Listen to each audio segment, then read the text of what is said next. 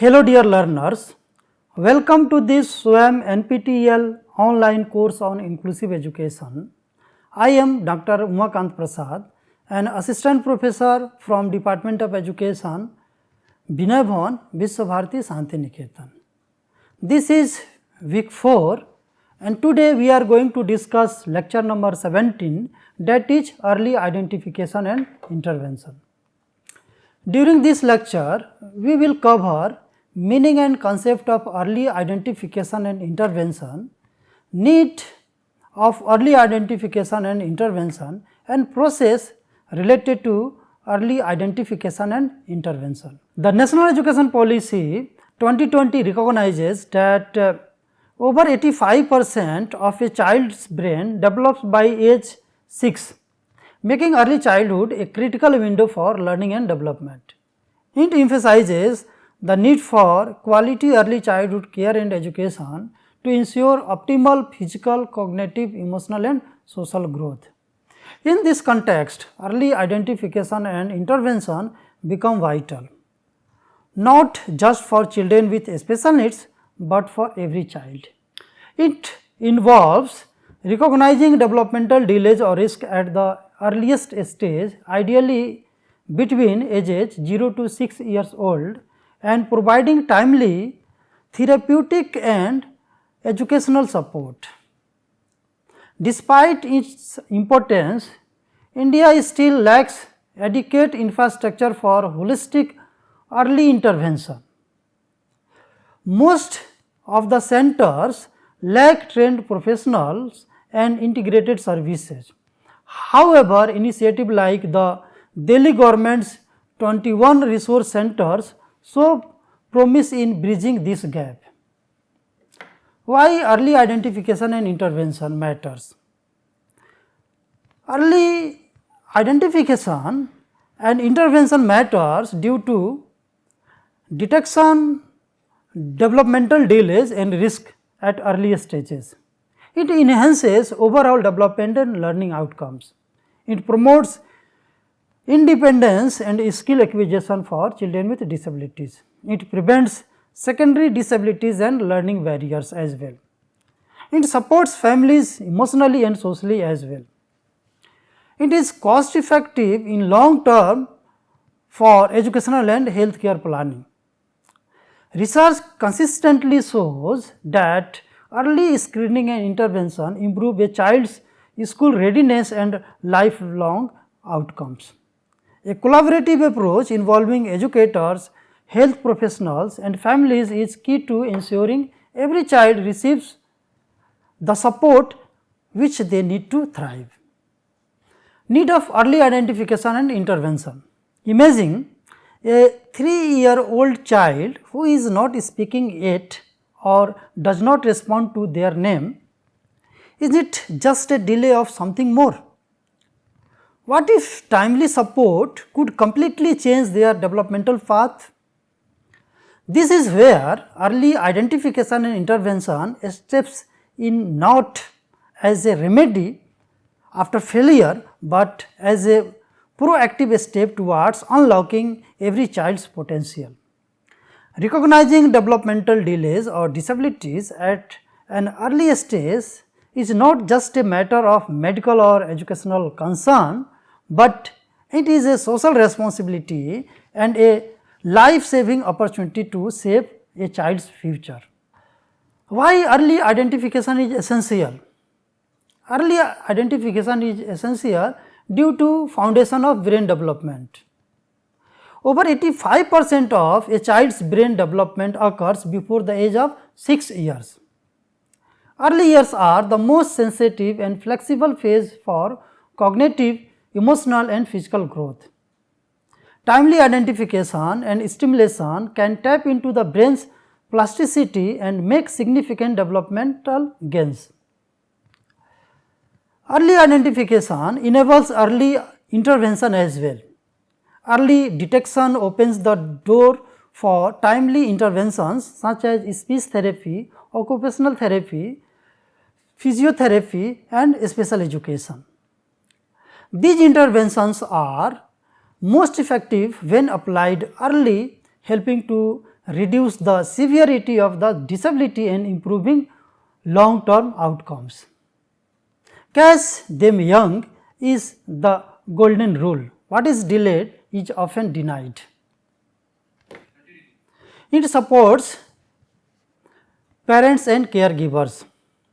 Knowing the child's need early helps families prepare emotionally, mentally and financially. Early diagnosis reduces the shock, confusion and the guilt which many parents feel. Parents can access support groups, expert counseling and training to become effective advocates and caregivers. It prevents secondary issues as well. Children with unidentified disabilities may develop behavioral problems, low self-esteem or mental health challenges due to frustration and repeated failure. Early support prevents mislabeling.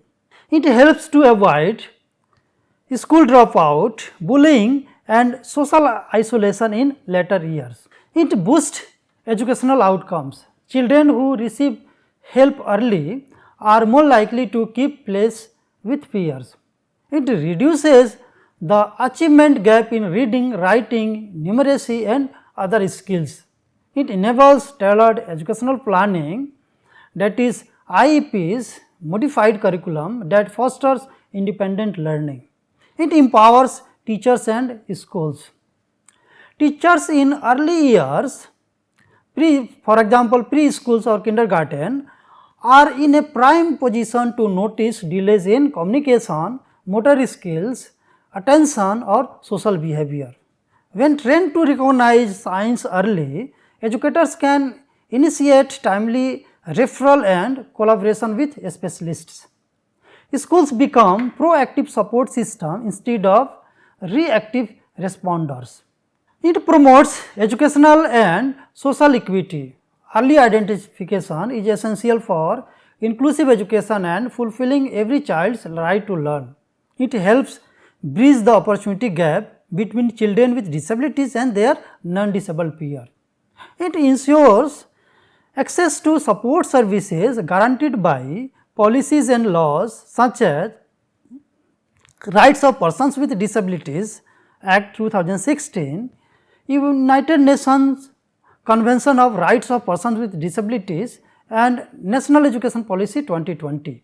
It reduces long-term societal costs. Early support reduces the need for intensive special education, hospitalization or institutional care in later life. It increases the likelihood of children growing into productive, interdependent adults, reducing dependency, etc. It strengthens the economic and social fabric by promoting inclusion and reducing disability related poverty. It diagnoses often masked in early years. Many developmental disabilities such as autism, dyslexia, ADHD are not easily visible in infants' years. Symptoms might be misunderstood as shyness, stubbornness or immaturity. Hence, screening tools, regular checkups and trained observers are critical to avoid misdiagnosis or delayed diagnosis. It is shared responsibility as well. Early identification is not the job of a specialist alone, but it involves parents who spend the most time with their children, teachers who can observe children in learning and social settings, and healthcare professionals who track the developmental milestones. And healthcare professionals who track developmental milestones. Policymakers and community leaders who must ensure resources and awareness are in place. Every delay in response is a lost opportunity to change the child's life. It reduces stigma and builds awareness. The earlier the diagnosis, the more normalized the support becomes.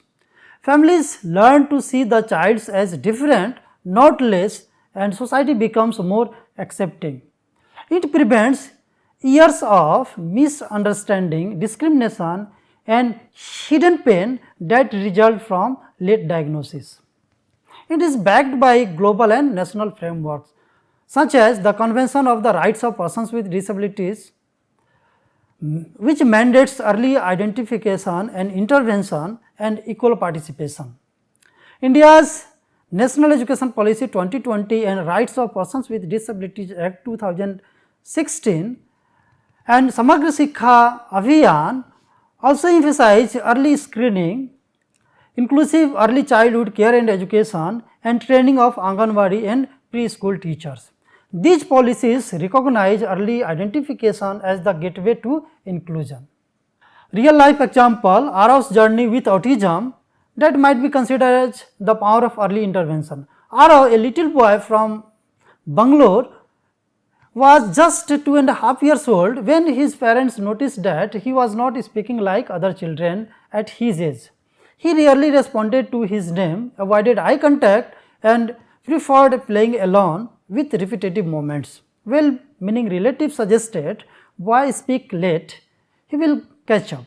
But his mother had a gut feeling something was not right. Instead of waiting, she took Arav to a doctor. After a thorough assessment, he was diagnosed with ASD, that is autism spectrum disorder.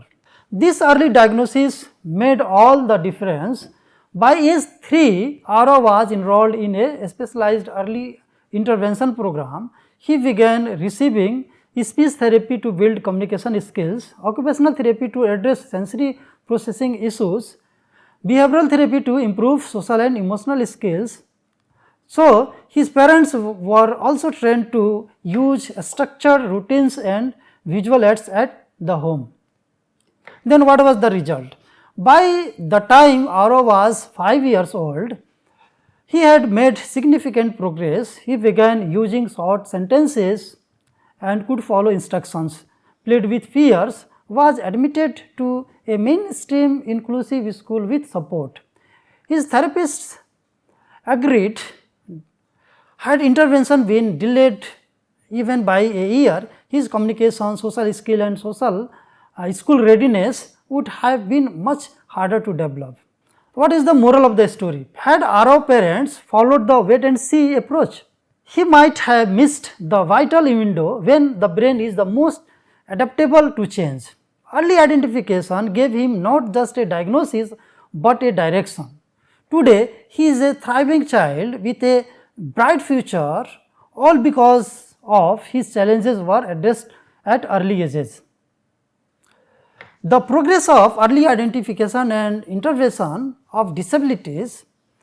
Early identification and intervention is a systematic approach to recognize developmental delays or disabilities in children at earliest possible stage and provide timely support. The following are the key steps involved in the crucial process of early identification and intervention.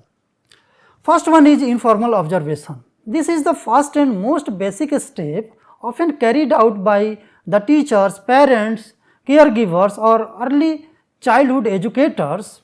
It involves watching the child in natural settings such as at home, in a classroom or while playing. It observes, look for unusual patterns of behavior, delay in speech, poor motor skills, lack of social interaction or learning difficulties. Although not a formal assessment, these observations can give initial clue that a child may need further evaluation. For example, a preschool teacher notices that a 3-year-old child is not responding to their name or engaging with peers. This observation raises a concern. Case history collection. Once concerns are raised, the next step is to gather a detailed background about the child. This includes birth history of the child, family medical history of the child, developmental milestones, educational background, social environment. This step helps professionals to understand whether the delay is temporary or linked with a deeper developmental concerns. The third step is screening. Screening is a brief and standardized procedure to identify children who may need a comprehensive evaluation. Tools like developmental checklists, questionnaires and screening kits are used in this process, conducted by trained professionals such as doctors, school counselors or special educators.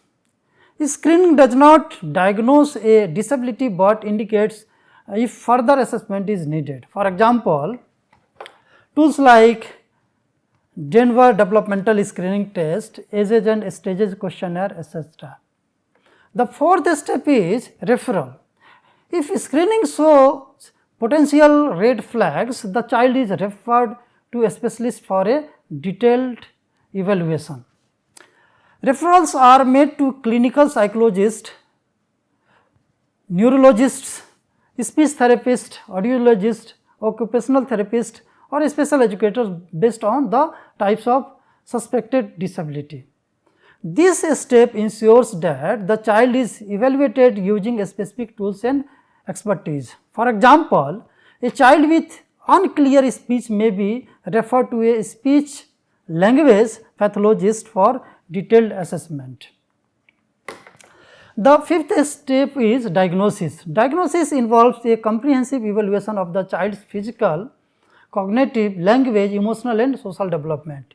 It includes standardized tests, interviews with parents, direct observation and medical investigations if needed. The aim is to confirm the presence, type and severity of the disability.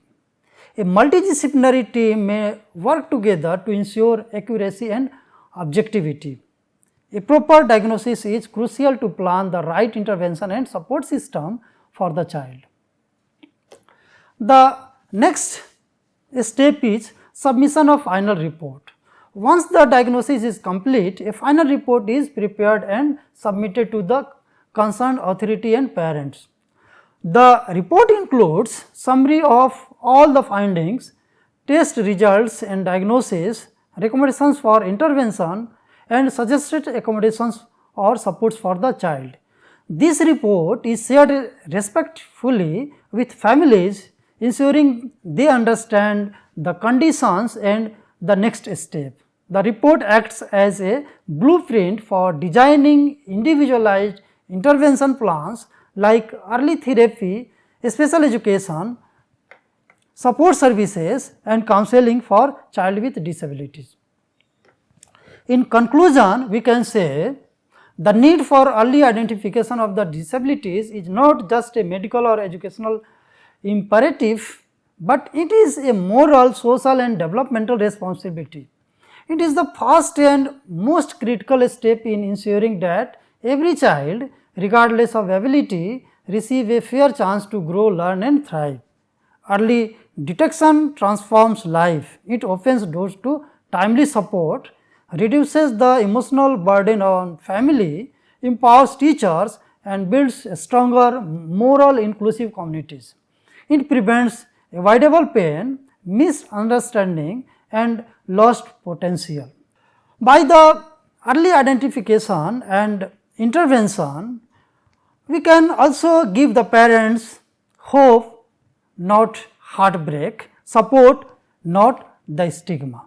Waiting to act can mean years of missed opportunities, but acting early intervention, early identification can change the entire trajectory of the child's life.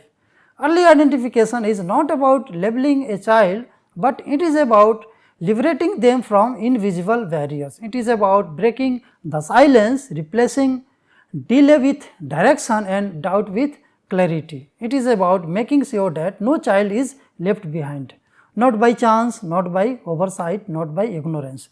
Let us commit to future where every child is seen, supported and celebrated as early as possible for as long as necessary, because early identification is not just an intervention, but it is an investment in humanity's most valuable resources of our children. There are some references here.